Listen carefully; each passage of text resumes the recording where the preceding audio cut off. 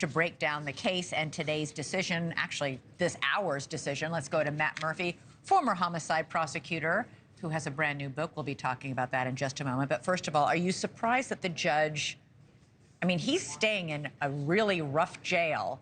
This trial could be a year away, and he's got to stay in that jail until the trial starts? Right, and that was pretty much it today. Federal judges are appointed for life, so they don't have, the whole idea is they don't have to conform to the whims of, you know, popular opinion or anything like that.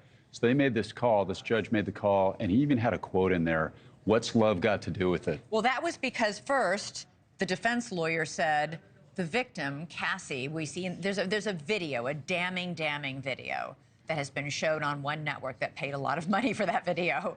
And it shows him violently beating her in a hotel hallway and elevator bank, waiting for the elevators. And the lawyer got up and said today, please, Your Honor, they were in a loving 10-year relationship. Loving 10-year relationship. The judge said, quote, "What's love got to do with that?" Right.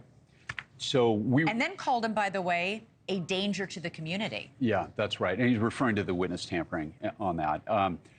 Everybody knew that tape was going to come in. Nobody thought that, I think, it was going to come in so quickly. He's been in custody for less than 48 hours, and the judge is already referring to that tape.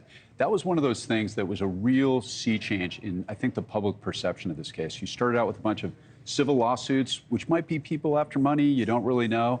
And then we all saw that tape, and that kind of changed, I think, a lot of public opinion on that. Well, because prior to the tape coming out, he said, I never beat her. I never did anything like that. And that tape exposed him as a liar. That's right. And look, the law has advanced substantially over the last 15 years regarding the admissibility of prior bad acts. And when it comes to things like sex crimes or domestic violence, in this case, there's allegations of both, prior acts that essentially demonstrate abuse are admissible throughout the country now. So that was coming in. I didn't expect to see it referred to so quickly, though. Yeah, well, he's one of the most powerful and wealthy men in entertainment. Is staggering, this downfall that he is undergoing right now. Innocent until proven guilty, as always. But what I want to talk about is this. Your brand new book that's out. It came out yesterday, so it's hot off the presses. The Book of Murder, A Prosecutor's Journey Through Love and Death. You were the homicide prosecutor for Orange County, California for 17 years. You never once lost a case. No, we had quite a run. I had a lot of really hardworking, excellent people behind the scenes. Yeah, but Matt, come on, you were good at your job. I had a good streak going, for sure. I worked with some of the best professionals in the business. Now I'm biased. I think I had the best cities. I had Newport Beach, Costa Mesa, Laguna, and Irvine, and they treat murders like murders. You're one of the few jurisdictions where when a murder happens, it's not just the homicide detectives that go onto the scene.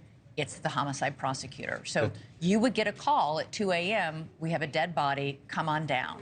That's right. What was that like the first time? Yeah, so that's called a vertical system. And I think every DA's office should do it that way, because you're there that night or that morning to make sure that warrants are served properly and everything. But you say it's important to see the scene yourself and not pictures of the scene. Why? It is, when it comes to homicide, when you experience that firsthand, you have a visceral understanding of the profound responsibility you have for the victims' families.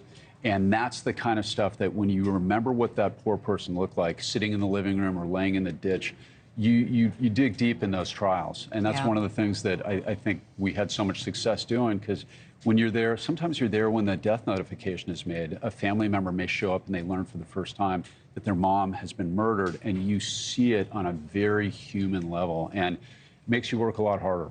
Thanks so much for watching. Go to joinnn.com to find NewsNation on your television provider. And don't forget to click the red subscribe button below to get more of NewsNation's fact-driven, unbiased coverage.